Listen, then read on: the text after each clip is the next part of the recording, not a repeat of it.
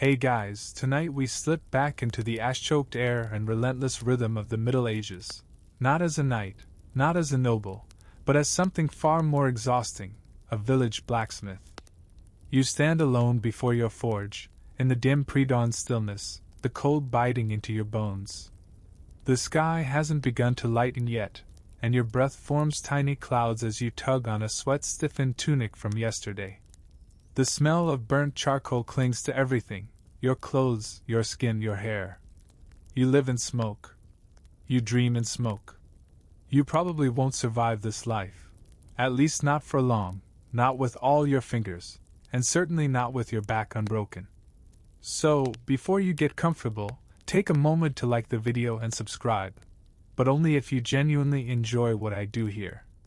And let me know in the comments, where are you watching from? And what time is it right now? Now, dim the lights, maybe turn on a fan for that soft background hum, and let's ease into tonight's journey together. You rise while the village sleeps. The rooster hasn't even bothered yet, but you're already stoking the fire. The coals from yesterday's work are still warm, which means you can build up the heat faster, but also means you probably should have cleaned the hearth better last night. You didn't. You never do. Time doesn't allow for niceties like that. You barely have time to blink. The forge is more than just your workplace, it's your life support. Without it, your home is just a cold box of stone and straw. The forge gives you heat. It gives you trade. It gives you just enough reputation to not get kicked out of the village for smelling like burning hair all the time. The first task of the day, blowing air into the coals with your massive, foot-powered bellows. You plant one worn boot onto the creaky pedal and begin pumping rhythmically. Air rushes through, the embers glow orange, then yellow, and then that hypnotic, dangerous white. The metal you'll be working today won't bend unless you reach that kind of heat. It also won't forgive a single mistake. Behind you, a bucket of yesterday's water sits half-frozen. You dunk your hands in it to wash off the soot, and instantly regret it. The water stings like tiny knives. Your knuckles are cracked and raw. You wince. You swear. Quietly. You're still polite enough not to wake the chickens. There's no breakfast. There's barely bread. Yesterday's crust is hard as a horseshoe and just as satisfying. You chew it like you're punishing yourself for being born. Somewhere in the pile of scrap beside the anvil is today's first job, reshaping a bent plowshare for Farmer Edmund, who swears it wasn't his fault even though it clearly was. You fish out the iron lump, its shape more abstract sculpture than farming tool, and toss it into the coals. You'll need to heat it for nearly an hour before it's ready to hammer. In the meantime, you sharpen a few scythes. You hold them up to the pale light leaking in through the shutter. One of them has a chunk missing. Another looks like someone tried to cut a rock in half with it. Probably did. Here's a fun historical fact to grind against your sleepy thoughts. In many medieval villages, the blacksmith was one of the very few people who handled every kind of tool, from surgical instruments to torture devices. The same pair of tongs could be used to pull a tooth or brand a criminal. Charming! And while we're talking quirks, did you know some blacksmiths were thought to have mystical powers? People whispered you could trap spirits in iron. Others thought blacksmiths could heal sick animals just by tapping them with a hammer, gently, we hope. Historians still argue whether this reputation for magic helped or hurt blacksmiths. On one hand, folks brought you gifts to keep your powers happy. On the other, they also blamed you when someone's goat dropped dead with no warning. You reach for your hammer. The handle is worn from your own sweat. It fits your hand like it was carved from your bones. When the plowshare is finally white-hot, you haul it to the anvil with a pair of thick iron tongs. Sparks shoot out like angry stars as you swing. The ring of hammer on metal fills the forge, echoes against the stone walls, vibrates up your arm. You are a human earthquake. Each blow must land in just the right place, with just the right force. Too soft, and the metal shrugs it off. Too hard, and you'll crack it, And good luck explaining that to Farmer Edmund, who once tried to pay you in turnips and a song about goats. You pause to drink.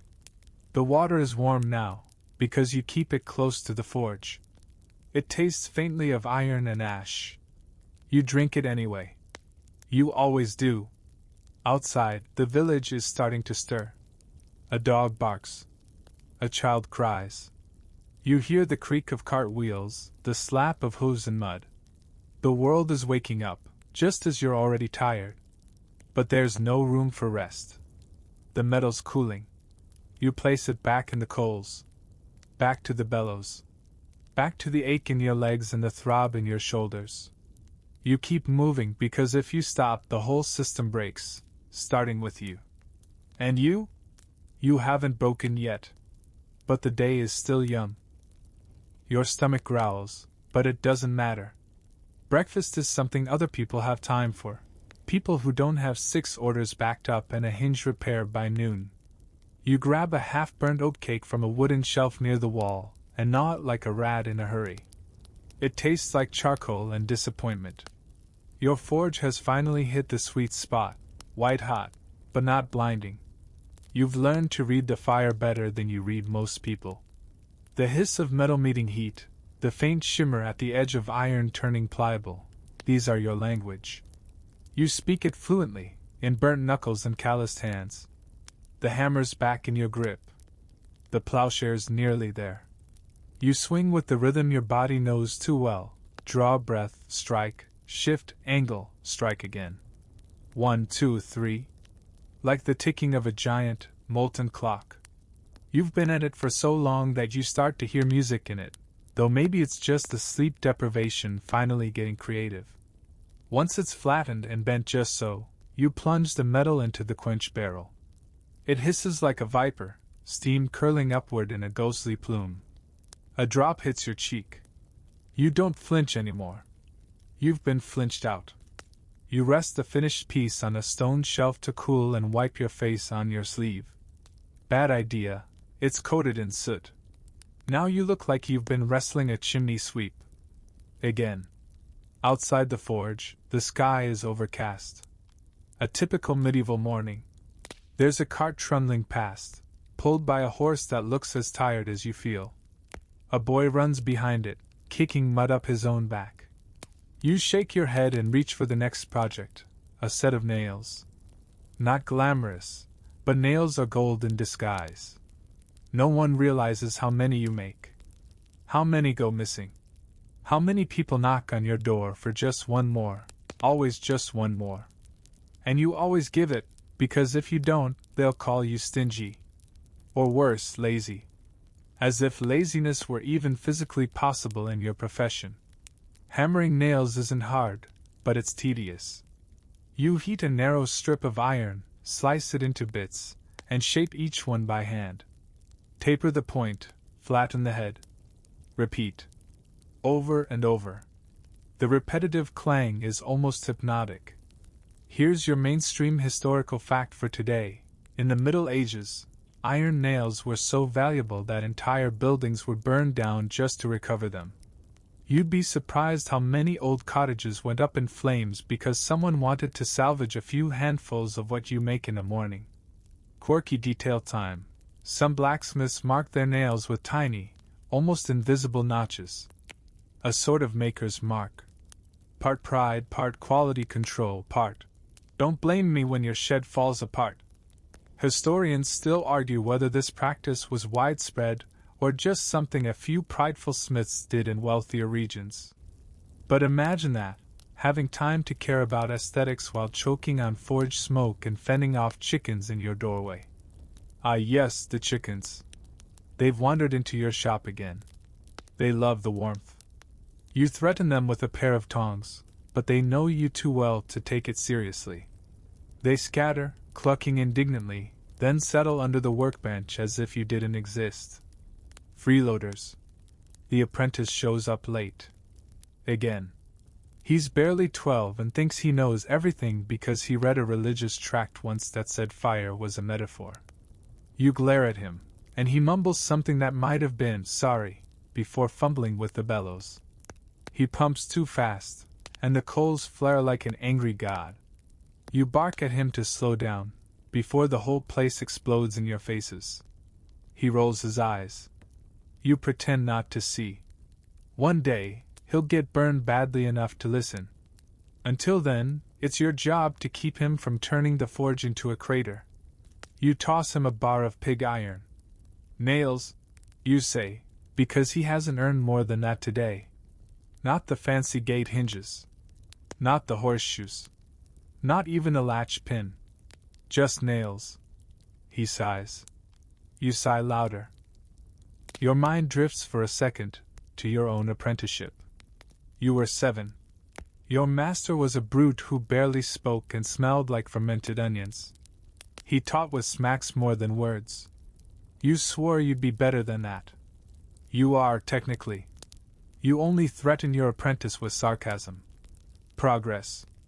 You pause to stretch your back. It makes a sound like stepping on twigs. Pain shoots up your spine, but you don't even grunt. That's just morning stiffness, except it's noon now. Time folds in strange ways inside the forge. It could be 10 a.m. or next Thursday, and you wouldn't notice. You switch out the tongs for the fuller, a rounded tool that helps shape curves, and start working on the broken handle socket of a scythe. A local widow brought it in yesterday. Said her son dropped it while harvesting and bent it out of shape. You didn't ask questions. You just nodded and added it to the pile. The metal resists at first, as if offended to be handled. You coax it gently, then with force. It softens. You mold it.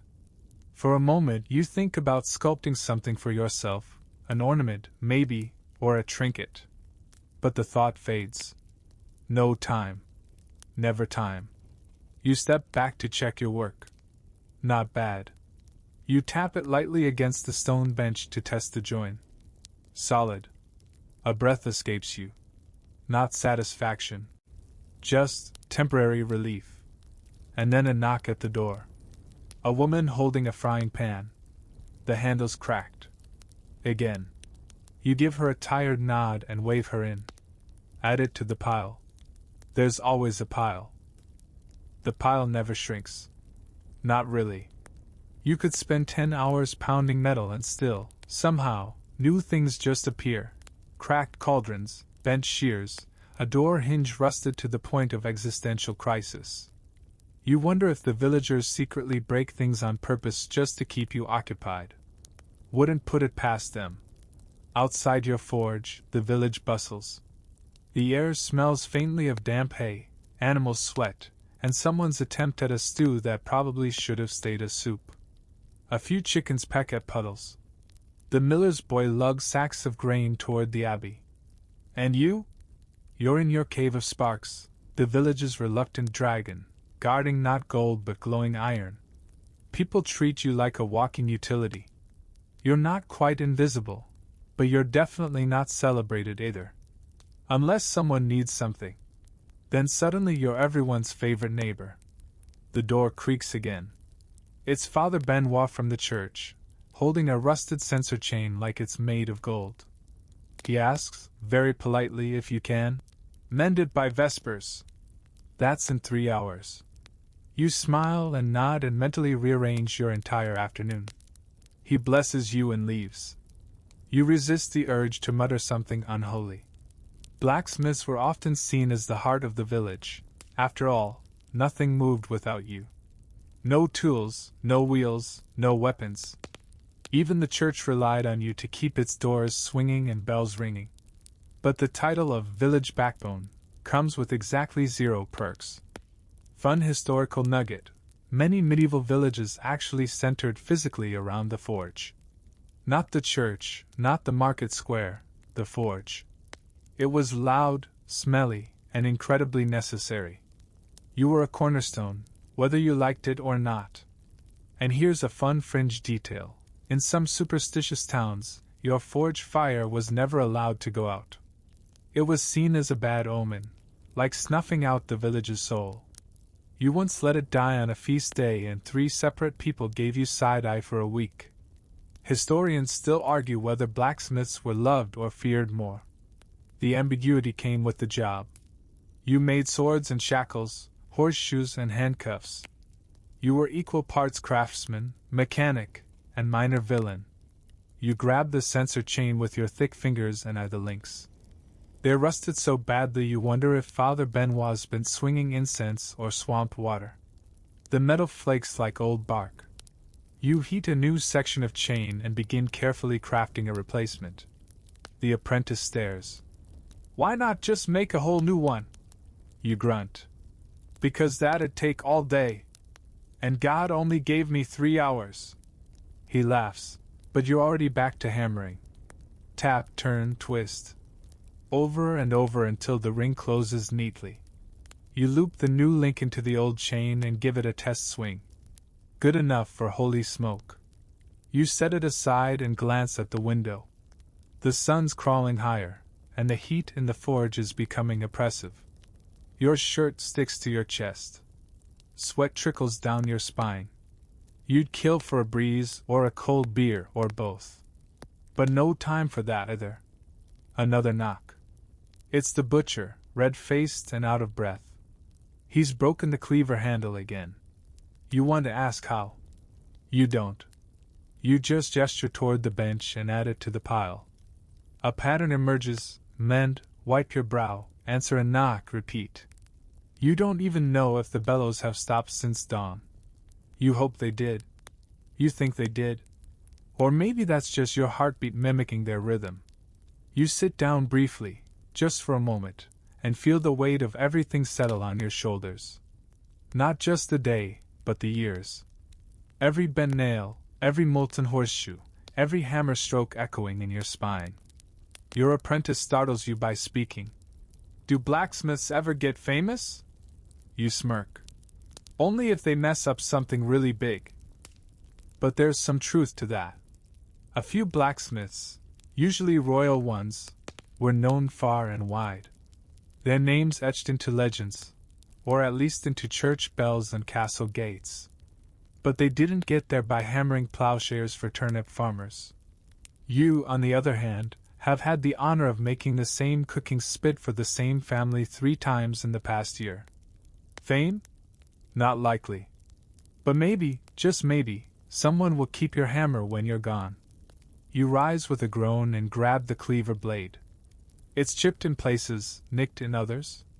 You heat it up and begin the delicate work of reshaping the edge. A cleaver isn't just a hunk of steel, it's balance, force, purpose. A bad cleaver cuts fingers. A good one slices clean through bone. You try not to dwell on that thought too long. Sparks rise in golden flares as you file the edge. The metal hisses in protest. But slowly it obeys. It always does. You wonder if that's what people think of you, useful, but not quite human. Just something to be shaped, used, and left alone. You hand the cleaver back to the butcher. He grunts, thanks you, and is gone. No coin. He says he'll pay you in meat later. You nod, knowing later means when the pigs fly into the forge and cook themselves. You sigh. Again. Your apprentice, now covered in his own layer of sweat and soot, asks if he can take a break. You look at him. Then at the pile. Then back at him. You both laugh. Sort of. The day isn't half over. And neither are you. The forge is no longer warm. It's blistering. Even with the shutters cracked open and the door ajar, the heat swells like a living creature, pressing against your chest, crawling into your sleeves, curling around your throat. You wipe your forehead with the back of your hand, but the sweat just returns instantly, like a loyal dog with terrible timing. Everything sticks. Your shirt, your hair, the leather strap holding your apron. Even your tools feel sticky, the metal slick with a fine film of grime and iron dust. It's like working inside a bread oven. Except instead of loaves, you're baking your bones. You pick up a pair of tongs to shift the iron rods resting in the coals. Even the tongs are hot. Not glowing, but hot enough to sting. You mutter something unprintable and yank them out, setting them on the edge of the water barrel. A hiss of steam reminds you, nothing in here is harmless. Not the tools. Not the fire. Not even the water. And still, somehow, this is just another Thursday. Outside, someone's banging a pot and calling for their dog. Inside, your apprentice is blowing into the bellows with all the enthusiasm of a soggy turnip. You remind him to keep a steady rhythm. He nods and forgets immediately. There's a rhythm to blacksmithing, a dance of timing, of sweat, of instinct. You heat the iron until it glows like sunrise. You place it on the anvil, feel its softness through the tongs, and strike. The hammer swings in a gentle arc, landing with the force of a small earthquake. A second later, the sound follows, deep and musical. The village knows this song. They don't always like it, but they know it. Today, you're shaping horseshoes. Not glamorous, but necessary. The village has only 4 horses, but they all seem to lose shoes weekly. Maybe it's the mud. Maybe it's sabotage. Maybe the horses are just as tired of this place as you are. As you shape the U-curve of the iron, you recall a strange but true bit of medieval trivia. Some believed horseshoes had magical powers. Hung above doorways, they were thought to ward off evil spirits. Even the way the shoe was hung, points up or points down, was hotly debated. Historians still argue whether this superstition was genuinely widespread or simply a regional oddity. But even now, you occasionally get villagers who request a blessed shoe. You bless it the only way you know how, by not dropping it on your foot. You work through 4 pairs before your elbow starts screaming. You stretch it, roll your shoulder, and keep going. Pain is just background noise at this point, like the bellows, the clatter of buckets outside, the whisper of steam. It only becomes a problem if it changes pitch. You hand off the finished shoes to your apprentice, who drops one instantly. It lands in a pile of hay and sizzles like bacon. He yelps, scrambles to douse it with water, and earns himself a snort from you and a sarcastic slow clap. That's one way to start a barn fire, you say. He grins sheepishly. Just testing your emergency response. You roll your eyes and get back to work. You take a moment to rake out the coals. The fire crackles and settles, a living thing lulled to rest. You take a sip of warm water, again metallic and murky, and chew a strip of something that might once have been meat. It's chewy enough to be wood. Still, it beats the oatcake. Suddenly, a sharp hiss, followed by a yelp. You whip around. The apprentice has burned his forearm on the crucible rim. He's already sticking it in the water bucket, trying to act casual. His face betrays him. You don't yell. Burns happen. They're part of the job. But you do give him the look. The one that says focus, or you'll be learning to hammer with your toes. Once he's calmed down, you let him sit in the shade by the door and fan himself with a broken shovel blade. You almost envy him. You pick up a fresh iron bar.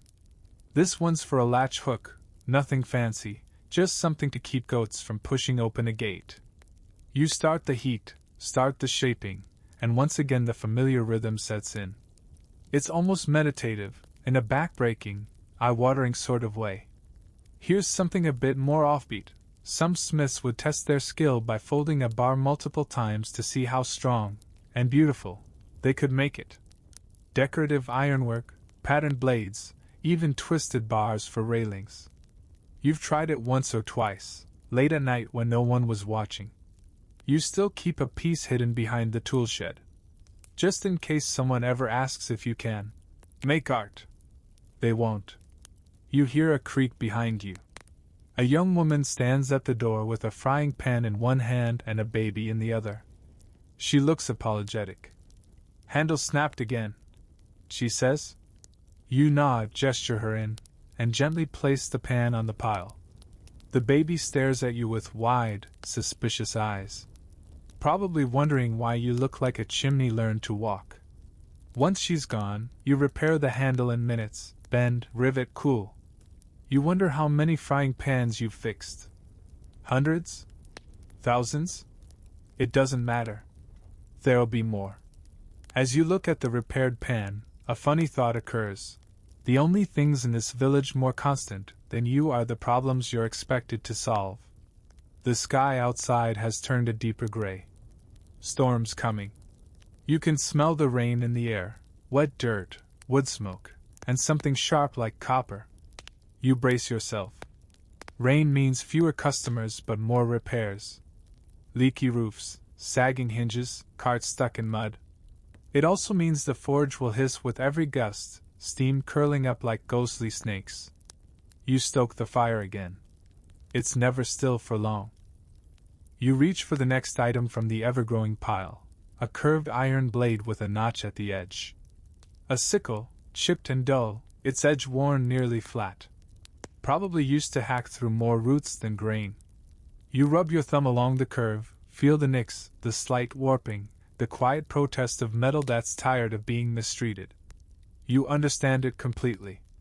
With the fire roaring again, you slip the blade into the hottest part of the coals. The forge crackles in approval. You reach for your sharpening stone and run your hand along the wet surface. Still smooth. Still serviceable. Like you, it gets the job done, even if it's lost its shine.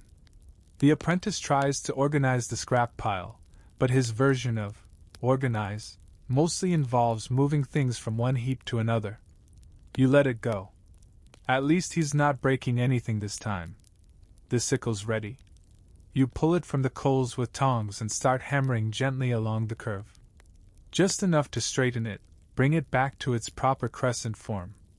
Every clang echoes out into the street, reminding the village that, yes, you are still here. Still working. Still shaping metal like a mad poet with a very loud pen. Fun fact time. Did you know that medieval sickles were often made with embedded steel strips in the edge for better sharpness? Iron alone couldn't hold the keen edge for long, so smiths layered steel where it counted. Like putting a sword's soul in a farmer's hand. Quirky tidbit? In some places, blacksmiths were asked to craft, blessed, sickles for rituals, especially around harvest time. Farmers believed that cutting the first stalk with a blessed blade could mean a better yield. You've never been asked to bless a tool.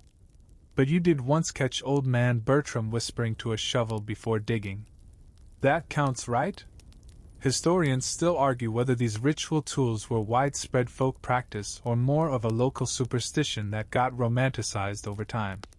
Either way, you've had enough customers request, lucky, tools that you know better than to laugh.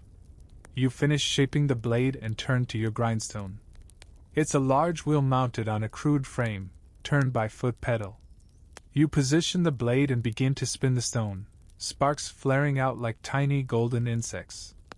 The edge returns slowly, singing against the stone, one patient sweep at a time. Your apprentice peers over your shoulder. Do you ever make swords? He asks. You exhale.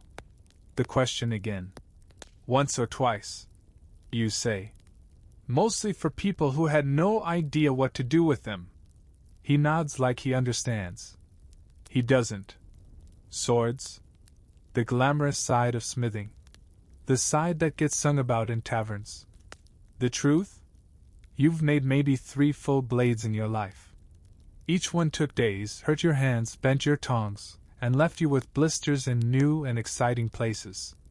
One was for a rich merchant's son. Another for a local lord's parade uniform. Never saw a single battle. The third? A gift for a cousin who vanished during a border skirmish. You never got it back. The idea that blacksmiths spend their days forging legendary swords is a myth. A seductive one, sure. But you? You make the things that hold the world together. Hinges. Hose. Nails. You don't make heroes. You make the tools heroes ignore until something breaks. You cool the sickle in the water barrel, and the steam ghosts rise again. You hand it off to the waiting farmer, who nods and hands you a wrinkled pouch of beans. You smile as if that's acceptable currency. Maybe you'll trade them for eggs. Or maybe just plant them and hope for magic. The door swings shut behind him, and you catch a glimpse of the village green. Children are chasing one another with sticks, and someone's dog is trying to steal a cabbage. You half smile. Briefly. Then you see the next customer. It's the wheelwright. And he's dragging a shattered cartwheel. Of course he is. You meet him at the door. The wheel is split clean in two, one spoke twisted, the iron rim warped beyond recognition. Can it be fixed? He asks. You run your fingers along the cracked wood. Depends how long you give me. Need it by sundown. You raise an eyebrow. He shrugs. Livestock market. I'll pay. You nod slowly and roll the wreck into the forge. He wasn't kidding, it's a mess. The iron band around the outside, called the tire, is completely misshapen. You'll need to heat it, beat it straight, then refit it around the new wheel. You tell the apprentice to fetch a length of ash wood from the back. He returns carrying something that looks more like a club than a cart part. Close enough. Together you strip down the broken wheel and begin cutting new spokes. This is where the blacksmith becomes a carpenter, a cooper, a problem solver. It's messy, imprecise, and incredibly frustrating. You shave the wood, fit the hub, slot the spokes, test the fit. It creaks. Of course it does. You adjust it again. Then comes the fire part. You set the iron rim into the coals. It needs to be red hot when you fit it around the wooden wheel. The process is fast, brutal, and loud. The heat expands the metal, allowing it to slip over the wood. Once cooled, it contracts and locks everything in place. The trick is to not burn the wood in the process. The rim glows. You and the apprentice lift it together, rush outside, and drop it over the new wheel. Smoke pours upward. A sizzle, a hiss, the smell of scorched bark. You toss a bucket of water over it. Steam billows. Somewhere, a dog barks in surprise. You cough and wave away the fog. It worked. It's ugly. Slightly lopsided. But it will roll. The wheelwright claps you on the back, hard enough to knock the breath from your lungs. He hands you 2 copper coins and promises more. Next time. You nod and he's gone. You collapse onto the bench near the forge. The steam is still fading. Your hair is damp with sweat, and your arms feel like they've been dragged behind a mule cart. Another thing fixed. Another problem solved. And another customer already at the door. You don't even look. You just gesture toward the pile. You don't recognize the man standing in your doorway. That's never a good sign. He's travel-stained, with a faded cloak and a suspiciously clean pair of boots. Outsiders always bring odd requests. You already feel the headache before he opens his mouth.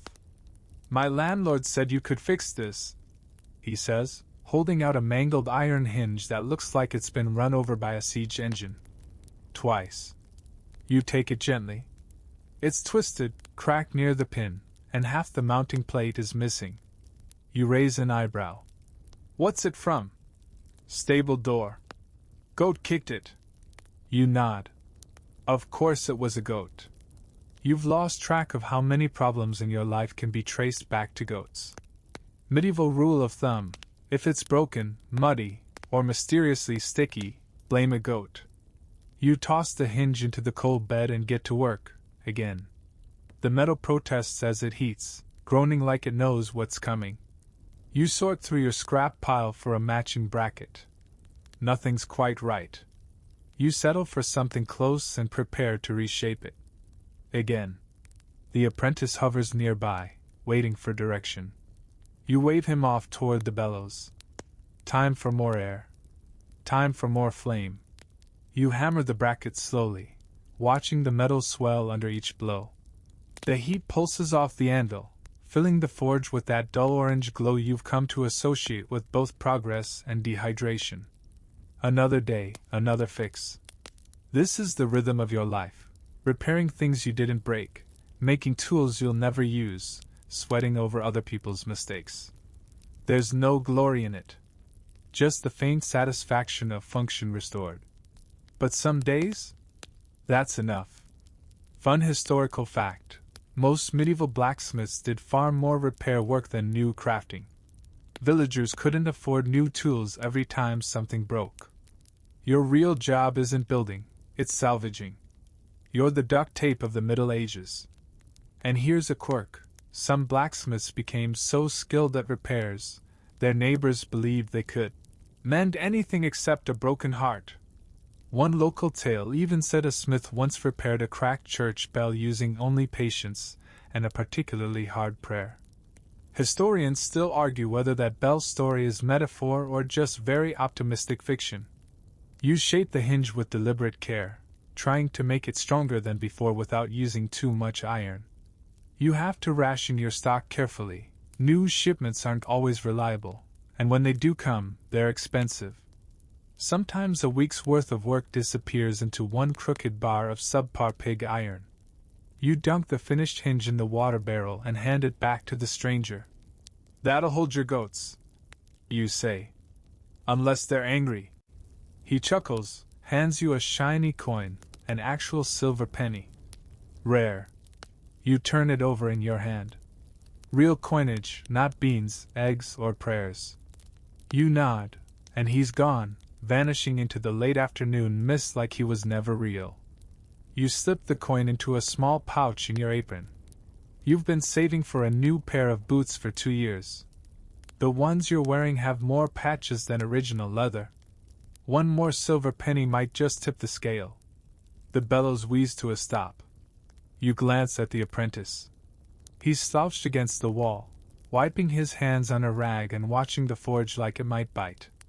Get the door bar, you say. Let's fix it before nightfall. The old wooden door that guards your forge has been hanging crooked for weeks. You made the original iron bar that holds it shut, but time and damp have warped it. It sticks, jams, and sometimes just refuses to open altogether. You've been meaning to fix it, but like everything else, you're always too busy fixing someone else's broken world. You and the apprentice pry the bar free, wrestle it onto the anvil, and begin heating. It's simple work, but satisfying. A task for yourself for once. You straighten the bar slowly, then tweak the mounts. You test the swing, and it slides smooth. Beautiful. Silent. The kind of thing no one notices until it stops working again. You reinstall the bar just as twilight descends. The village glows soft and golden in the last light of the day. You stand in the doorway, stretching your sore arms, watching a trail of smoke curl upward from a neighbor's chimney. Somewhere in the distance, a cow bellows with dramatic flair. You could stop here. You should. But you won't. There's a broken saw blade still on the workbench. It was dropped off by the cooper's son 3 days ago. You promised you'd get to it. And you always do what you promise, even if it means working in the dark. You light a lantern, lower it near the bench, and inspect the blade. It's cracked near the midpoint, a clean break, but a dangerous one. You can't weld it fully back together, not with the tools you've got. But you can reinforce it with a brace. Make it usable. Functional. Ugly, maybe, but it'll bite wood again. You heat a narrow strip of iron and start shaping the brace. It's delicate work, the kind that needs patience and just the right touch. You feel yourself slowing, not from caution, but from sheer exhaustion. And still you work.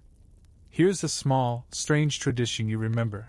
In some villages, blacksmiths would tap each new tool 3 times before handing it over, like a blessing. No one really knows why. Habit, perhaps. Or maybe superstition. You've done it a few times without thinking. Tap, tap, tap. There's something comforting about it. A secret ritual between you and the metal. Historians still argue whether this was a symbolic gesture of quality control or a leftover pagan ritual quietly hidden under the weight of Christian habit. You don't really care. It just feels right. You finish the brace, rivet it to the saw, and test the flex. Solid enough. It'll do. Outside, the sky has faded from gold to velvet. A few stars blink through. The wind picks up, cooler now. You sit on the stool near the door, just for a moment. Just to feel something other than the hammer in your hand. Your apprentice has fallen asleep against the bellows. His mouth slightly open, his hair a mess of soot and sweat. You'll let him rest a while longer. The forge crackles softly. And so does your back. You don't need a rooster to tell you morning's come. Your joints do that for you. As dawn seeps in through the warped shutters, you shift stiffly on the bench, blinking away the forge's glow still burned into your vision. The fire's down to embers, and the air feels like cool breath, quiet, smoky, thick with yesterday's labor. You rise slowly, muscles mutinous, and stretch your arms until something pops unpleasantly. There it is, your daily alarm clock. The apprentice is still snoring against the wall. His hair is matted with soot, his tunic half covered in coal dust, and his hand loosely clutching a half-finished nail. Adorable. You toss a rag at his face. He jolts awake, blinking rapidly, then groans. "What time is it?" "Time to earn your supper," you reply, stepping over the sleeping dog that has, apparently, adopted your forge during the night. Probably for the heat. You don't mind. It's the only creature in here that doesn't talk back. The first job of the day is easy, on paper, at least. The baker's oven latch snapped. Again. And this time she brought a sample of the bread that got burnt while the door hung open. It's roughly the size and density of a river rock. You could forge it into a weapon.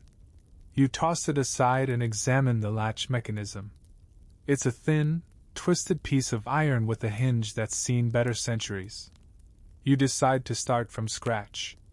It's quicker than trying to coax life back into this medieval wire pretzel.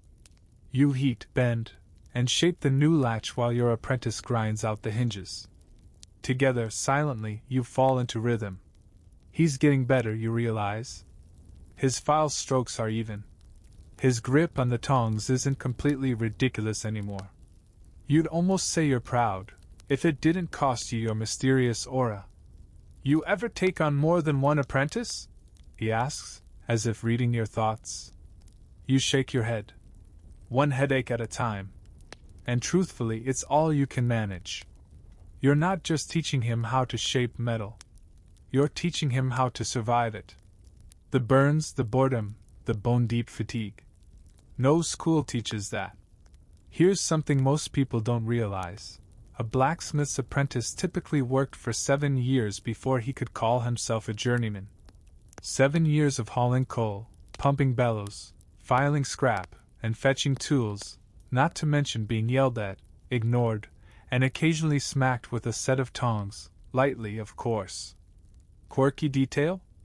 In some towns, the final test for an apprentice was forging a perfect horseshoe in under an hour, using only hand tools.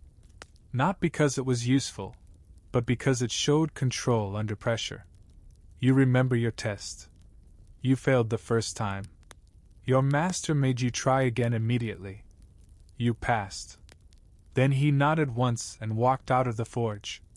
That was his version of congratulations. Historians still argue whether these tests were standardized or just cruel whims passed down from grumpy mentors. Either way, the rite of passage was real. It separated the dabblers from the lifers. You finish the latch and set it beside the bread brick as a gentle reminder to the baker that maybe it's time for new hinges, too. You mark her name in the ledger. She'll probably pay you in crusts again. At least they're good for hammering nails. The next project comes in before breakfast. A rusty gate chain from the far end of the village. It's from the same farmer who always insists he could probably fix it himself if he had time. Which means he absolutely can't. You accept the chain with a tight smile and a grumble, then start cleaning it. You chip off rust flakes the size of thumbprints. The links are bent in places, some nearly fused. You heat it, one section at a time, gently prying and reshaping until the chain flows again like a river of iron. You ever wish you were something else? Your apprentice asks, breaking the silence. You don't answer at first. You just keep working, the tongs clicking like a ticking clock. Finally you say, "Doesn't matter. I'm this now." He nods slowly. Maybe he understands. Maybe he will. Because once you've forged iron long enough, it starts to forge you back. You're not just someone who makes things. You're someone made of the things you've made. The weight of hammers, the rhythm of fire, the calluses, the scars, the patience. It becomes who you are. A delivery boy arrives with a message, an order from the local reeve. You sigh before you even open it. 2 new hinges for the manor barn. A lock bar for the granary. And a request for a decorative torch bracket. Decorative. Fancy word for. This will take 5 times longer for no extra coin. Still, you scribble it into your to-do slate. The manor pays, eventually, and it's not wise to anger the man who oversees grain rations. You've already had 1 winter of turnip-only meals. You start prepping the iron bars you'll need. As you measure the pieces, the apprentice begins sketching a rough outline for the bracket. It's crude, but earnest. You nod. Let him try. Let him think this job can be creative sometimes. Even if you'll quietly remake it when he goes home. Here's another piece of trivia. Some medieval blacksmiths became accidental artists. The ornate hinges on cathedral doors? The floral ironwork in noble homes? All done by hands that also made manure rakes and axe heads. Sometimes, form sneaks into the cracks and function. Quirk of the trade? Many smiths signed these decorative works, but not with names. Instead, they hid tiny symbols, a bent curl in the scrollwork, or a loop in the hinge no one would see. It was their secret signature. You've done it once or twice. A mark only you would know.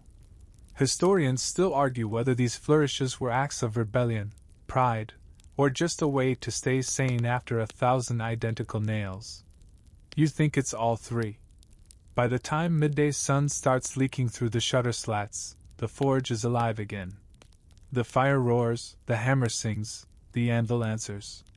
Your body aches, your ears ring, your fingers are blackened. You pause only briefly to wipe sweat from your brow and drink water that tastes like it filtered through a roof beam. Then back to it. The apprentice is struggling with his drawing. You step beside him, nudge the chalk slightly, and say, "Look for the balance." He stares, then nods. You return to the fire. Because the world doesn't stop breaking. And you don't stop fixing. You hear the clatter of hooves before you see him. The knight. Every blacksmith's favorite customer. You glance up from your work just in time to catch the flash of polished boots and the gleam of a surcoat already flecked with travel dust. He's standing in your doorway, silhouetted against the sky like he expects you to be impressed. You're not. You're trying to re-rivet a gate latch, and your tongs are stuck. He clears his throat with theatrical flair. "Are you the smith?" You resist the urge to say, "No, I'm just a chimney sweep dressed like this for fun." Instead you grunt, which, in blacksmith speak, translates to "Yes, and I know exactly what's coming." "I require armor repair," he says, holding up a dented cuirass that looks like it lost a wrestling match with a cartwheel. "I took a hard blow near Oak Hill. A most dishonorable ambush."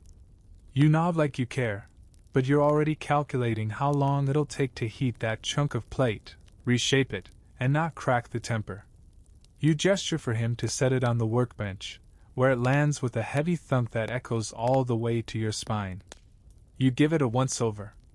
The left breast is deeply concaved, the armhole rivets have popped loose, and one edge is cracked. Your eyebrow twitches. This wasn't just a blow. This was a tree. He doesn't laugh. Nobles never do. You roll up your sleeves and start clearing space on the bench. This is going to take the rest of your day. And maybe your soul. Medieval armor repair is no joke. It's not just banging dents out like a tin cup. You have to understand the metal, its heat treatment, its stress points. Hit it wrong and it buckles. Reheat it too much, and it loses its strength. And if you mess up, guess who's wearing it into battle? Fun historical fact: most knights didn't actually own full suits of armor. Too expensive. Too rare. What they did have, they treated like heirlooms. And when it cracked or bent, they brought it to people like you and expected miracles with a 3-day deadline and 1 silver coin. Today's miracle involves removing the cracked shoulder plate. It's riveted in, which means carefully grinding off the heads without damaging the underlayer. You send the apprentice to pump the bellows and start heating the replacement bar you'll need to brace the inner chest. He groans slightly. You don't look up. You want to be a smith? He mutters. Not anymore. You smirk. As the cuirass heats, you prep your anvil for shaping. Heavy blows, careful placement, and a wooden mallet this time, not iron. You don't want to stretch the metal further. You just want to persuade it. Here's a fringe detail for you. Some blacksmiths specialized only in armor. They were called armorers, and worked in specialized shops, often near castles. But in smaller towns like yours, you're everything rolled into one: armorer, farrier, toolmaker, locksmith, cart fixer, and sometimes, unofficial village therapist. Historians still argue whether rural blacksmiths even should have been trusted with armor repair. It wasn't just about skill, it was about safety. If you failed to properly restore a plate, the knight could die in battle. But then again, no one else was available. And you? You do what needs doing. The breastplate glows dull red. You lift it carefully with your tongs and place it on the anvil. You position the mallet and start tapping, delicately at first, like knocking on a giant iron heart. The metal resists, then yields, warping slowly back toward its original curve. The knight watches, arms crossed, probably expecting something more dramatic. After a moment, he asks, "Will it be perfect?" You pause mid-swing. "No. But it'll save your ribs." He nods solemnly, which for a knight is practically applause.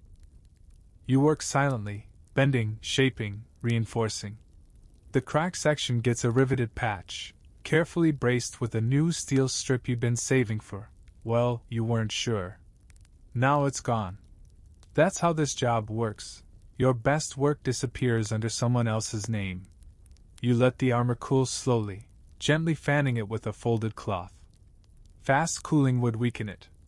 This part, this patience, is what separates real smiths from hopeful apprentices. The knight shifts awkwardly. "How much?" You think for a moment. This job could have bought you 2 weeks of bread, but you know how this goes. If you ask too much, he'll claim dishonor. If you ask too little, you set a bad precedent. You name a price that's fair but forgettable. He nods, drops 2 silver coins onto the bench, and leaves without so much as a thank you. You watch him mount his horse, still wearing a dented helmet. He clinks off into the road like a mobile wind chime. The apprentice grins. "You should have charged triple." You reply. "Only if I wanted to fight him in the street." And that's the thing about knights. They carry swords, but you carry hammers. And you know where their weak spots are. You wrap the remaining scrap from the repair and store it carefully. Every bit of steel is worth keeping. You never know when you'll need it for something smaller, like a chisel, or a clasp, or a perfectly balanced latch. Your apprentice is still grinning when you hand him the knight's busted shoulder plate. "Fix this," you say. "Make it a shovel." His eyes widen. "A knight's armor?" You nod. "Even noble mistakes deserve a second life." He sets to work, proud and slightly terrified. You lean against the doorframe, stretching your arms. The forge crackles behind you. The road ahead is quiet. And the day isn't done yet. You barely have time to wipe your hands before another figure darkens your doorway. This one robed, hooded, and accompanied by the subtle scent of candle wax and ink. A monk. Which means only one thing: the monastery wants something. You steal yourself? He approaches with practiced humility, clutching a rolled-up parchment in one hand and a small iron bell in the other. You take the bell first, examine it out of habit. The clapper is loose. The mounting bracket is cracked. It's small, maybe for an inner chamber or a personal chapel, definitely not for summoning the divine with authority. The monk smiles gently. We were wondering if it could ring again by nightfall. Of course they were. You accept the bell with a polite nod, then unroll the parchment. It's a list. A long one. Hinges for the cloister doors, 2 candle holders, a small gate latch, and, for some reason, 6 identical hooks. Decorative ones. Your eyes skim to the bottom, urgent before Compline. You give the monk a look that says, I have 2 arms, not 8. He just nods slowly, as though that settles it. You've learned never to argue with monks. They speak gently, but they wield deadlines like swords, and guilt like siege engines. You wave him off, set the bell down carefully, and begin rearranging your priorities. Again. Fun historical fact: monasteries were among the busiest customers for smiths in the medieval world. Despite their vows of simplicity, monks had an astonishing number of things that needed hinges, locks, tools, bells, and grates. Especially bells. So many bells. You could spend your entire life repairing bells and still not understand why each hallway needs its own. Quirky tidbit? Some monks believed the tone of a bell could influence spiritual purity. Too sharp, and it might disrupt contemplation. Too dull, and it could lull the brethren into sinful naps. You once made a bell that was declared dangerously pleasant. It still hangs in the library. Historians still argue whether the obsession with bell tone was practical or deeply symbolic, part acoustics, part theology, part monks just being particular. You suspect all 3. You start with the bell. The crack in the bracket is small but problematic. If you heat it too much, it'll warp. If you don't heat it enough, it'll fail again. You tap it gently on the anvil and begin grinding the seam. The apprentice watches curiously. Why not just make a new one? He asks. Because this one's already been blessed. You mutter. And I'm not in the business of arguing with heaven. He gets quiet after that. You mend the bracket, reshape the mount, and carefully reattach the clapper, tight enough to hold, loose enough to swing. You test it once. The sound is soft. Clean. Not cheerful, but obedient. A good bell. Next, the hinges. You grab flat iron bars and start scoring them for folding. You'll need to punch holes for the pins, curl the loops, and match the pairs perfectly, or the cloister doors will creak, and then someone will show up at your forge claiming it's disturbing prayer. Each hinge takes time. You heat, bend, flatten, punch. Cool. Then repeat. Your apprentice tries to help. He scorches one and ruins the symmetry. You sigh, gently take it from him, and reheat the bar. You don't say anything. You don't have to. The quiet clang of your correction says enough. While waiting for a piece to heat, you start shaping the candle holders, curved hooks designed to hold small saucers. Monks always want these to look simple, but they also get picky if one curl is tighter than another. You split the difference, clean lines, gentle arcs, nothing fancy. Just elegant enough to say, someone cared. The apprentice files the gate latch while you weld the last of the hooks. Your hands are aching now. Not sharp pain, just that deep, molten ache that lives in your wrists, your knuckles, your shoulders. The kind that never quite goes away. You flex your fingers once, then keep going. Another small thing. Monasteries often had strict rules about silence, but not for blacksmiths. Your noise was allowed, even respected. Some said it echoed the rhythm of work, of purpose, even of prayer. You've heard monks recite psalms in time with your hammer strikes. You never told them you were improvising.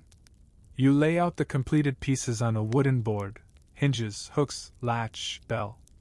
The candle holders glimmer faintly, still warm. Not art. Not beauty. But exact. Functional. Whole. The monk returns just as you're cooling the final piece. He inspects the collection, nods, and gives you a pouch of coins that actually clinks. Progress. You ask if he needs help carrying it all. He smiles. The Lord strengthens my arms.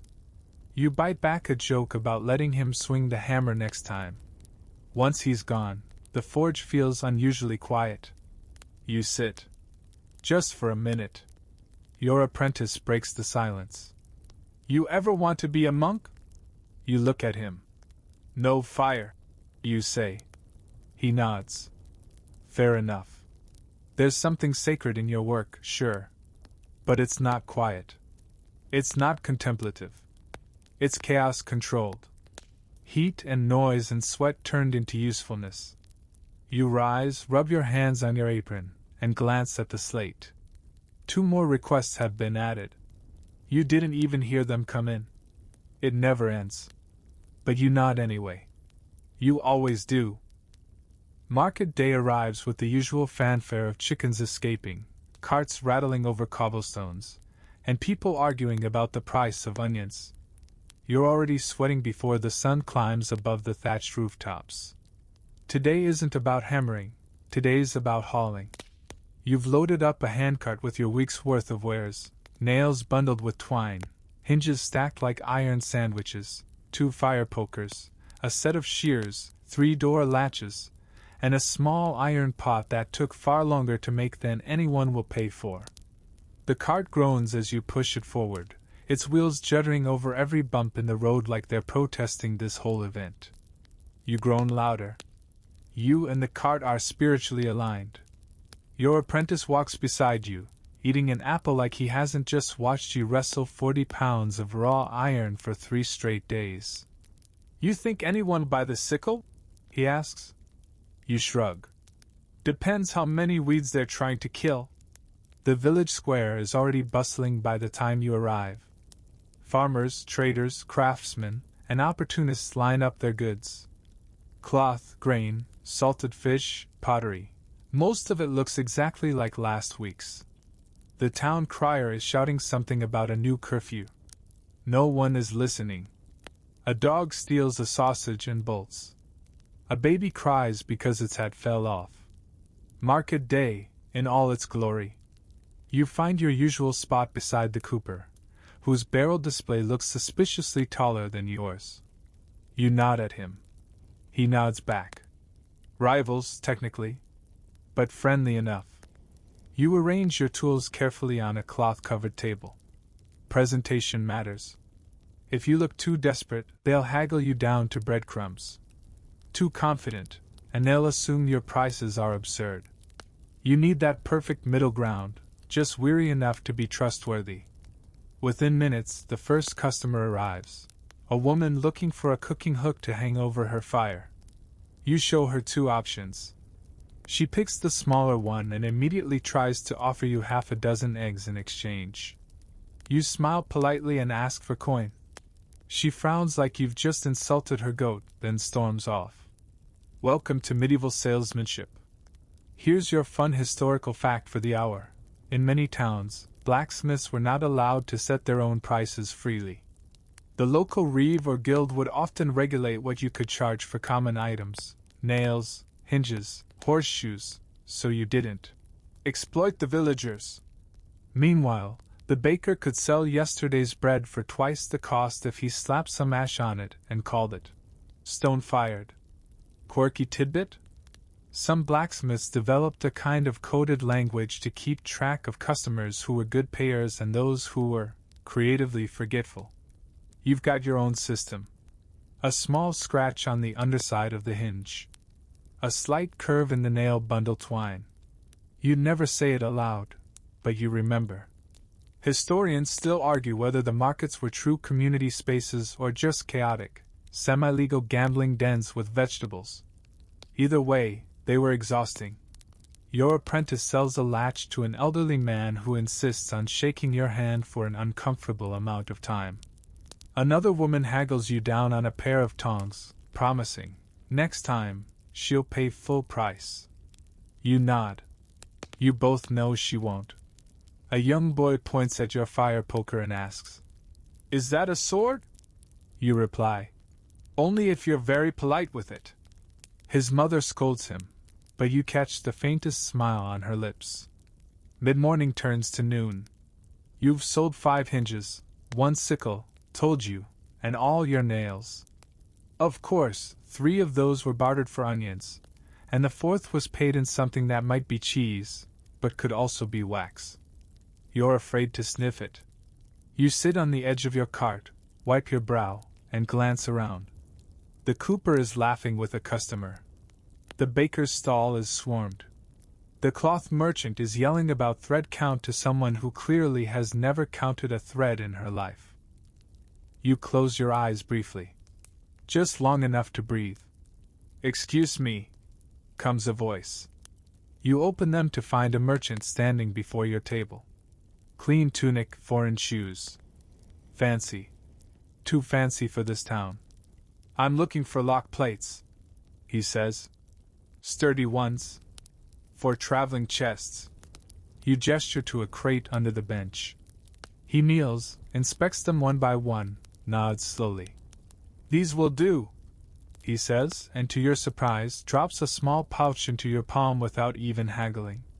"Coin. Real coin." "You make them yourself?" he asks. You nod. He studies you for a moment. "You ever thought about moving to a city?" You pause.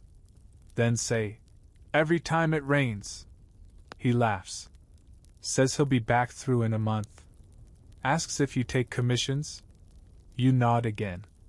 He leaves. Just like that. The apprentice stares at you like you've just been knighted. "You gonna go?" You shake your head. "Cities have more people like him." He thinks for a moment. Then nods. You spend the next hour bartering, chatting, answering strange questions about how hot iron really gets. Hot enough to ruin your day, and managing not to strangle anyone. You sell the last of your tools just as the clouds start to roll in. You pack up your cart slowly. What little coin you've made jingles in your pocket, not a fortune, but enough to buy coal, salt, and maybe, just maybe, a decent cut of meat. Your apprentice offers to push the cart back. You let him try. He immediately regrets it. You smile anyway. The road home is uneven. The cart rocks. Your legs ache. But there's a rhythm to this walk. You sold the week's work. Now it's time to make another one. The cart creaks with every rut in the road as you and your apprentice trudge back toward the forge. One wheel wobbles, like it's had a long day too. Your boots squish in the soft mud left from last week's rain. Somewhere behind you, the distant clang of the town bell signals the end of market hours, as if to say, "That's enough optimism for one day." You reach your forge just as the sun dips behind the trees, setting the sky aflame in streaks of gold and soot-colored gray.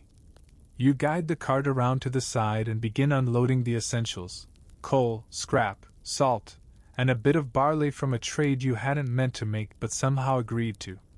Inside the workshop, the air still carries yesterday's heat, trapped under the low roof like an old grudge. You don't restart the forge tonight. No. You've done enough for one day. Instead, you light a single oil lamp, its flickering flame casting soft shadows across the anvil. The place looks calmer without the roar of fire. Almost gentle. Then comes the knock. You don't even flinch anymore. Just open the door. Standing there is a lanky figure in drab clothes, one of the Lord's stewards, holding a wax-sealed letter like it's a dead fish. You take it. You know exactly what it is. You've been expecting it. The iron tax. You crack the seal with a tired thumb. The letter is elegantly written, unnecessarily so. Flowing ink and flowered language that basically says, "We're taking a portion of everything you make." Because we can. Fun historical fact. Medieval lords often imposed material taxes on blacksmiths. Not just coin, but actual goods. A set number of nails, hinges, or tools per season, demanded as tribute. It was how nobles kept their estates running without having to dip into their own purses. Quirky little injustice? Some lords specified absurd items. One blacksmith was reportedly required to provide a trivet for the lady's dog, twice a year. You pray yours never reads that clause in the tax scroll. Historians still argue whether this was a structured form of redistribution or just aristocratic freeloading with legal flair. From where you're standing? It's the second one, all day. You tuck the letter into your ledger and walk slowly back to your workbench. You'll need to set aside materials now, maybe 10% of this week's work, maybe more. Depends on how generous the steward is feeling when he comes to collect. The apprentice watches you carefully. They're taking your tools? Not all of them. You mutter. Just the ones they like. He says nothing. Good. You're not in the mood to explain feudalism through clenched teeth. Instead, you pull out your tally slate and begin marking items to withhold. 4 hinges, 12 nails, 1 latch, maybe that extra set of shears. You sigh as you mark each one, like you're handing away small pieces of yourself. Which you are, in a way. Every twist of metal carries your breath, your sweat, your time. All gifted freely to a system you never signed up for. And yet you do it. Because if you don't, the next visit won't come with parchment, it'll come with guards. You once tried to negotiate. Just once. The steward smiled like you were a child asking why the moon doesn't fall. He then handed you an additional request for a polished horseshoe display. You made it. But you hammered a tiny face into the underside. No one's noticed. Yet. You close your ledger and run a hand down your face. Soot flakes off. Your skin feels like it's made of iron filings. You look at your apprentice. You'll have to pay it too one day, you say. He frowns. What if I don't? You point at a pair of old manacles hanging on the wall. Not decorative. He gulps. Then nods. You hand him a small bundle of scrap. Twisted rods, offcuts, a broken hinge pin. See what you can make, you tell him. Nothing fancy. Just useful. He sits by the side bench and starts arranging them, trying to find the potential inside the useless. You watch for a minute, not judging, just observing. He's clumsy, but improving. His hammer grip isn't awful anymore. That's something. Outside, the sky darkens to deep indigo. You light another lamp. It casts a warm, low glow across your tools, making them shimmer like ancient relics. You take a moment to oil your hammer handles, check the anvil for cracks, clean out the slag from the forge base. These are the quiet tasks. The ones you do when no one's looking. The ones that keep everything moving tomorrow. And that's the point, really. You keep the village moving. They don't always see it. But you do. You stand at your bench, staring at a pile of iron. It doesn't look like much. But by week's end, it'll be hinges on doors, tips on plows, bars across gates, bells and towers. You take broken things and give them purpose. And then, because someone has to, you give some of them away. That's the job. And you keep showing up for it. Night wraps itself around the village like a heavy cloak, muffling sound and stretching every shadow. Most homes are dark now, save for a few flickers of candlelight behind shuttered windows. A dog barks in the distance.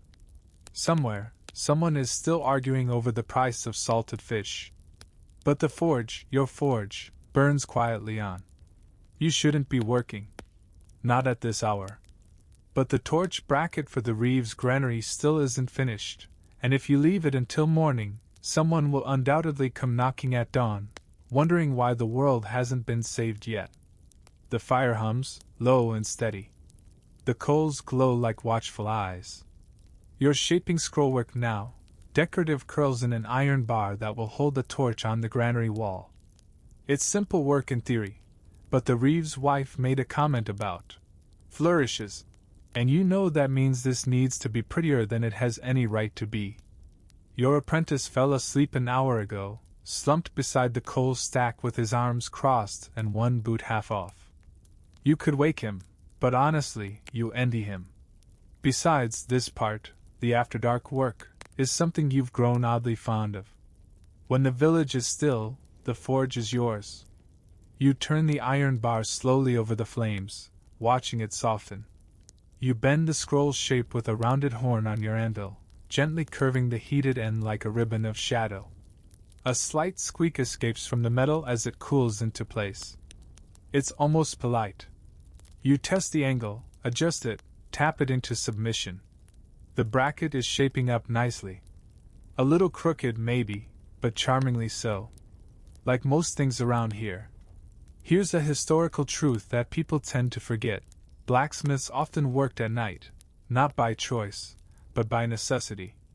During the day, customers flooded in with demands, small talk, and just a quick fix. The real craft happened after hours, when the only sound was the iron breathing and your own heartbeat echoing in your ears. Quirky detail? In some parts of medieval Europe, smiths were prohibited from working after sundown because people feared the nighttime forge was a place for secret dealings, magical pacts, curses, or forging charms in the dark. You laugh at that now. If anything magical ever happened here, it was getting through a week without snapping at a customer. Historians still argue whether these fears were rooted in actual incidents, or just a reflection of how mysterious your trade seemed to those who didn't understand it. You figure people fear what they don't hear clearly, and nothing's quieter than someone shaping fire into tools while the rest of the world sleeps.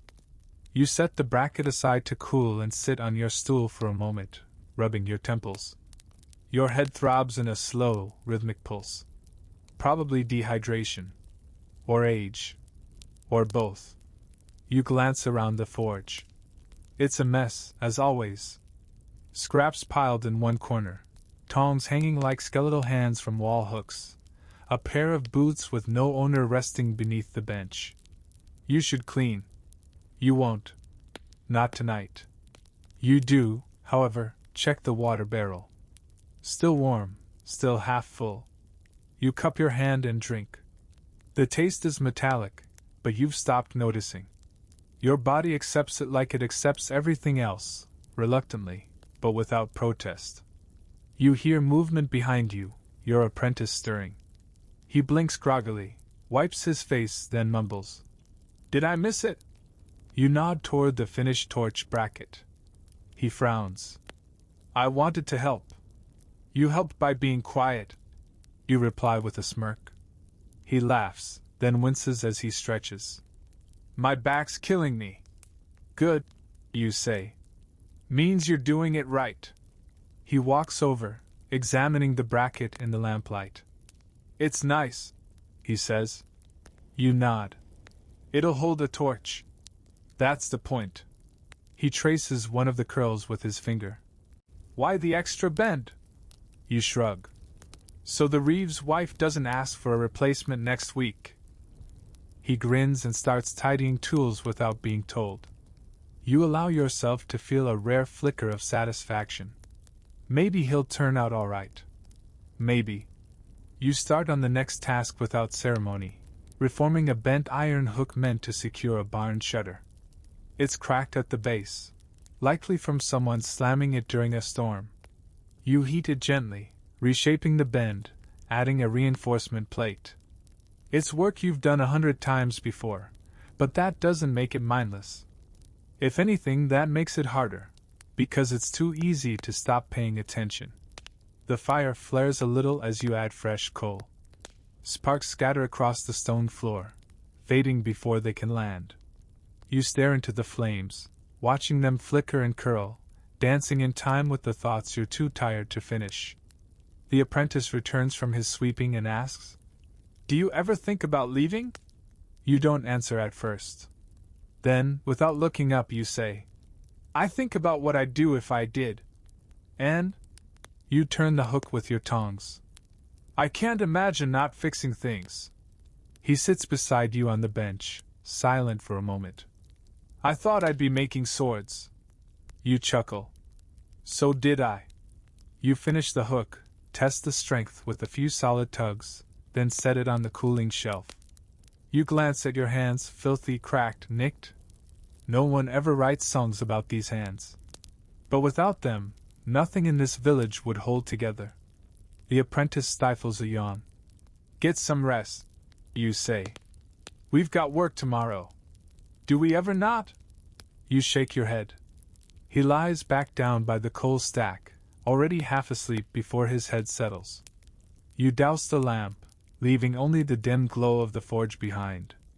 You sit for a while longer, alone with the coals, the tools, and the dark. The metal sleeps now. And soon, so will you. You wake to pain. Not sharp, not sudden, just the same dull orchestra playing in every joint you own. Your knees creak.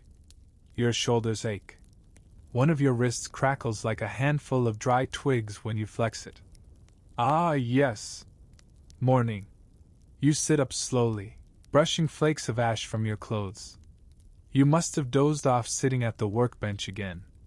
The coals in the forge have cooled to a slumbering red. Not dead, but close. Like you?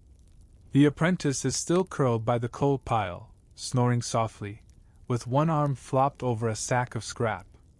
His mouth is slightly open. A piece of straw sticks out of his hair. You leave him be. He's still young enough to sleep through anything, even himself. You stretch, grab your apron, and set about reawakening the forge. You shovel in fresh coal, adjust the airflow, and coax the flames with long, practiced exhales. Within minutes, the fire stirs to life again, first orange, then yellow, then that familiar, comforting white-hot glow. You smile a little, despite yourself. First job today, nothing big. Just a few repairs from the steward's list. A wagon pin, a cooking hook, a few garden tools. You heat the broken hoe head and start hammering it back into alignment, your body moving automatically now. Hammer, flip, hammer again. You barely notice the rhythm. It's muscle memory, etched in iron.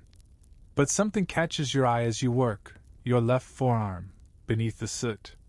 A thin red line, fresh and stinging. You don't remember cutting yourself. Doesn't matter.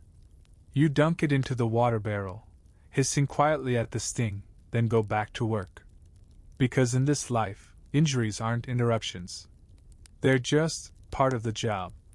Fun historical fact: blacksmiths had some of the highest injury rates among medieval trades. Burns, bruises, cuts, smashed fingers, you name it. But most kept working through them. There was no workers' guild to complain to, no medieval HR department. Just spit, grit, and an old rag to tie around the wound. Quirky tidbit? Some smiths kept a lucky hammer or tongs they refused to let anyone else touch. If it broke or was misplaced, they'd take it as a bad omen and sometimes even close shop for the day. You have one such hammer. You don't talk about it. But if anyone moves it, you notice. Historians still argue whether blacksmiths were considered tough out of necessity, or just constantly too injured to complain. You suspect it's both. You're a walking contradiction, unbreakable and constantly breaking.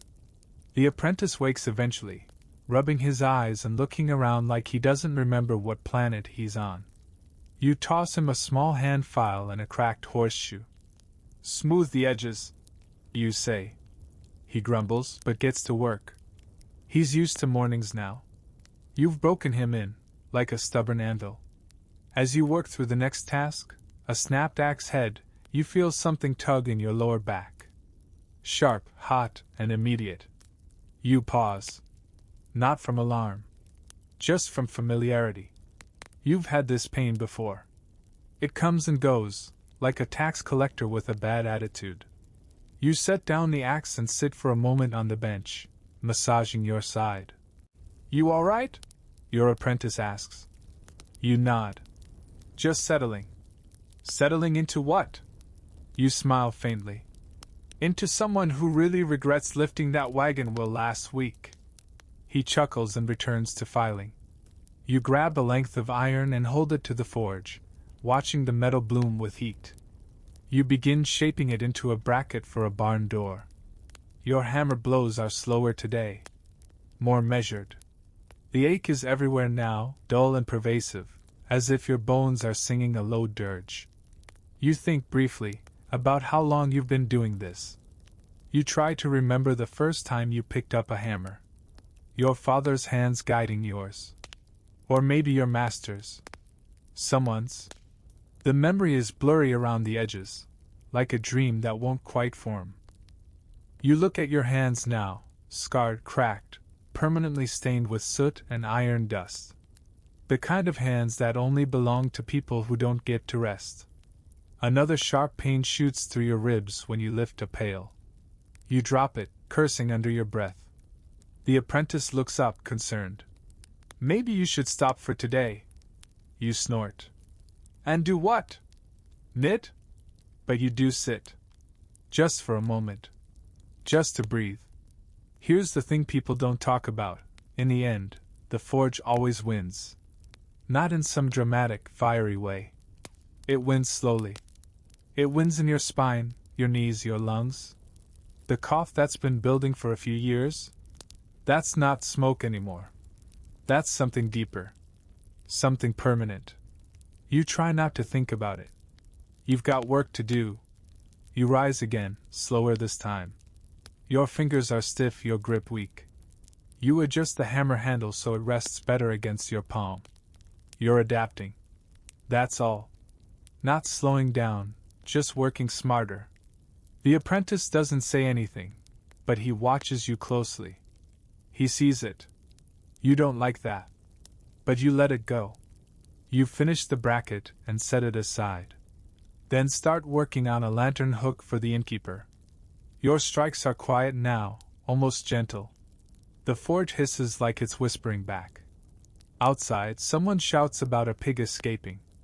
You hear laughter, hurried footsteps, and the unmistakable clatter of hooves on cobblestone. Another day in paradise. You lean on the bench for a moment, catching your breath. You won't stop. You can't. This is your life.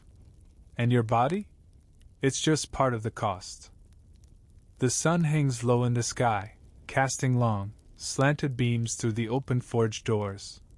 Dust motes float lazily in the amber light, dancing above your workbench as if mocking the way your hands no longer move like they used to. You rub your thumb across your palm, trying to shake out the stiffness. No luck. It's baked in now. The apprentice is at the grindstone, shaping a hinge pin. He's humming something tuneless, off-key, but steady. You haven't corrected him. You're too tired to be annoyed. You grab your ledger and scratch another name off the list. A pitchfork handle bracket done. You run your fingers down the remaining orders. Nothing new. Nothing exciting. Just more of the same. You read the words, but they all blur together now. Latch, hinge, pin, brace.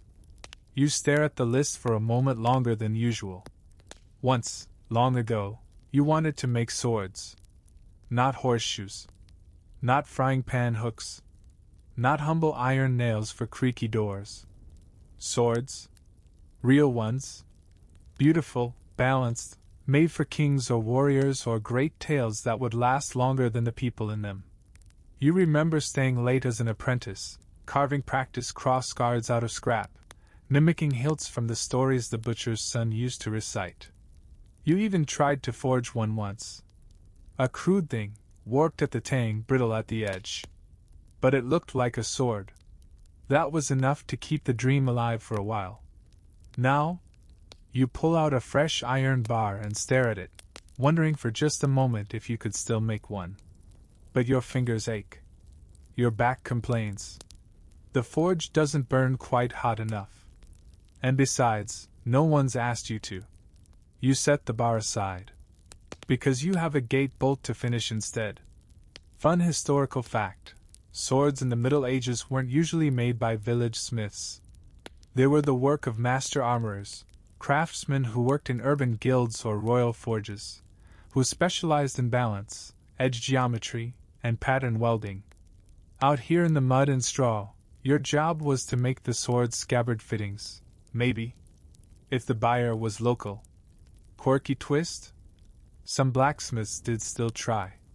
Every so often, one would create a blade for a traveling knight or a local militia. And sometimes, the blade would be good. Good enough that it would be passed down, generation to generation, gaining stories even as its maker's name was forgotten. Historians still argue whether these rural smith-made swords ever saw real battle.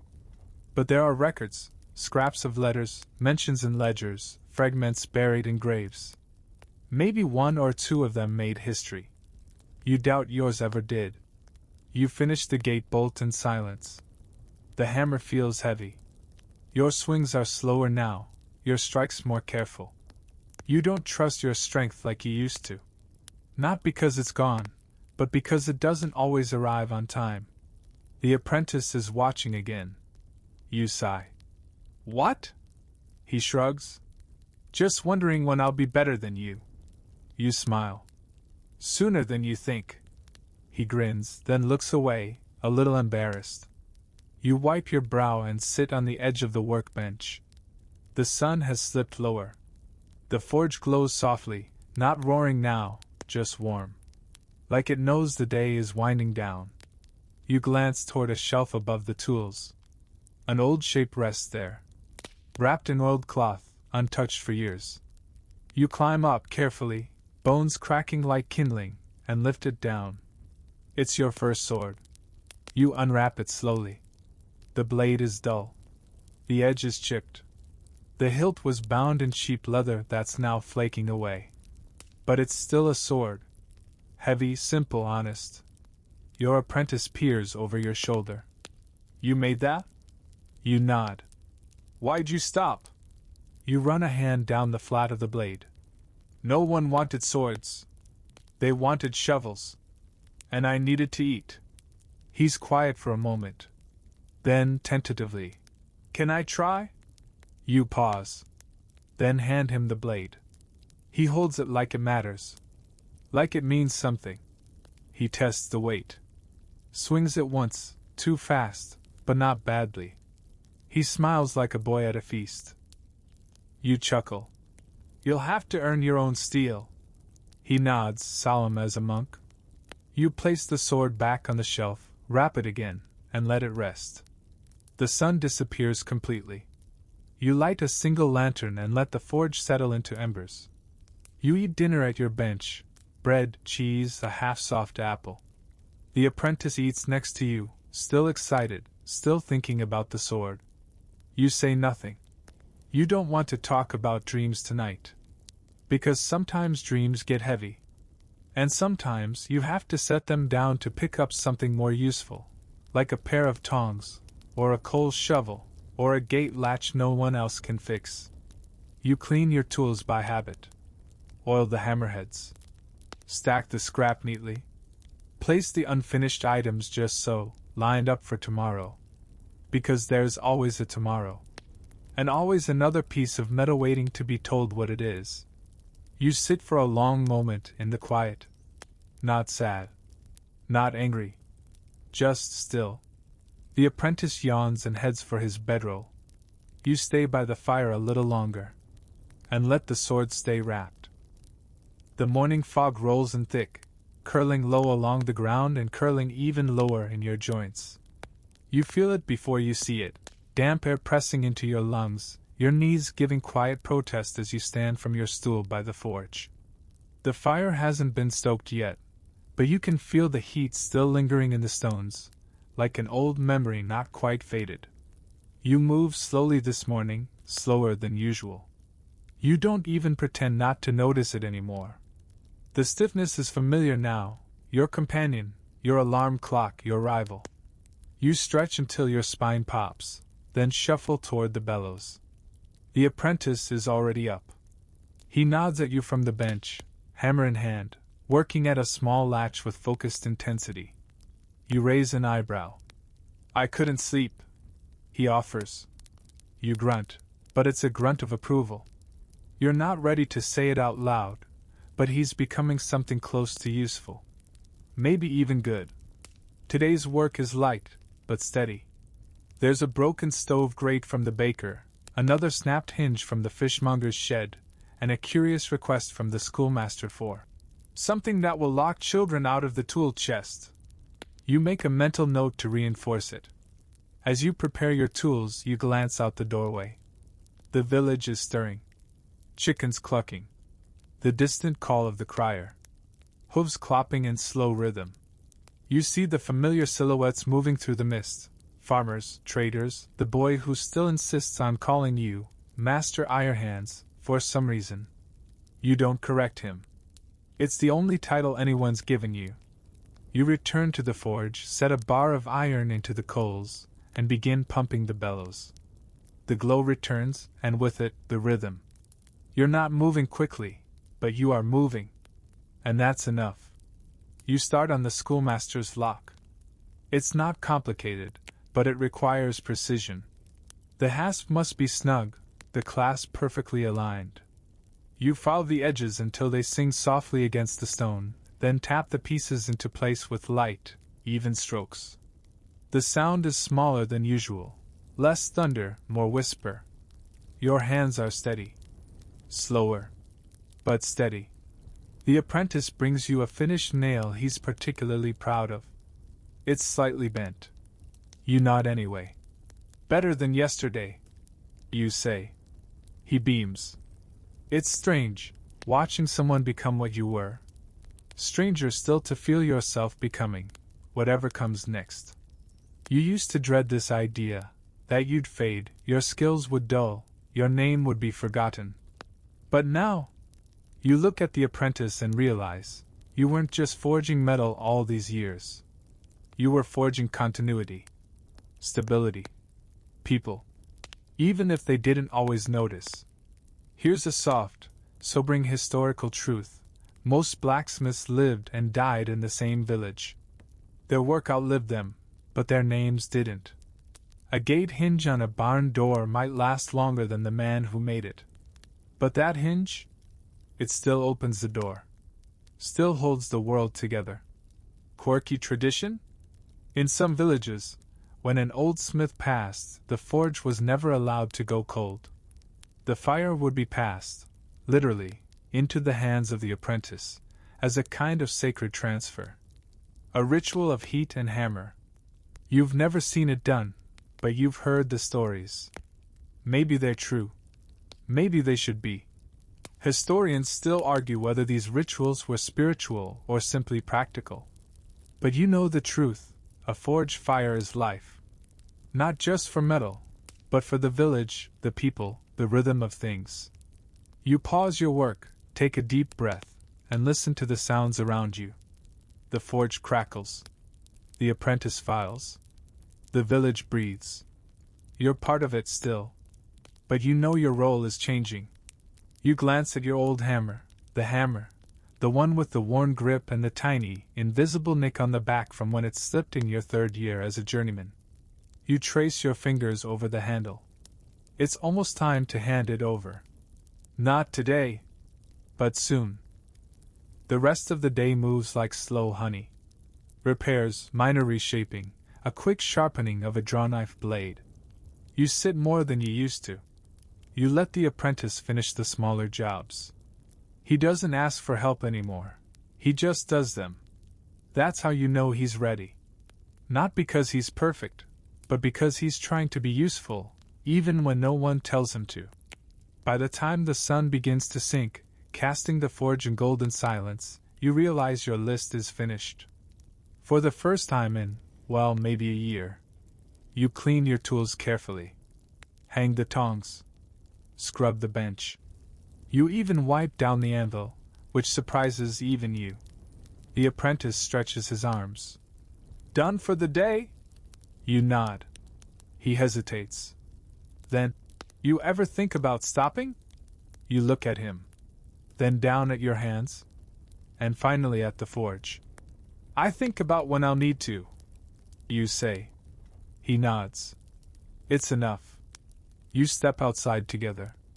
The air is cool, the mist has lifted, and the stars are beginning to prick the sky. The forge glows behind you, quiet and alive. Still burning. Still breathing. Even when your hands one day stop, the fire will keep going. Because someone has to carry it next. And now, finally, someone can. The night air is still now, wrapping gently around the forge like a warm blanket. The hammer rests on its hook. The anvil glows faintly with remembered heat. The coals have gone quiet, humming only in their sleep, not in their roar. The apprentice has gone to bed. You can hear his slow, even breathing from the corner of the shop. His dreams are probably filled with glowing metal and shapes that haven't quite found their names yet. You sit alone in the doorway, wrapped in a wool cloak that smells faintly of oil and iron. The stars above are brighter than usual. Or maybe you're just looking at them properly for the first time in a long while. You breathe in and out. There's no rush. No weight of unfinished work. Just the soft hush of a forge at rest, and a body that has earned its stillness. You listen, to the quiet creak of the rafters, to the distant hoot of an owl, to the crackle of a coal turning gently to ash. The world is slowing. And you are, too. You close your eyes for a moment. And in that moment you remember the first time your hands wrapped around a hammer. And now they are tired. But still steady. The forge will still be here tomorrow. And so, perhaps, will you. Just for one more day. Sleep now, blacksmith. The fire is safe. Sweet dreams.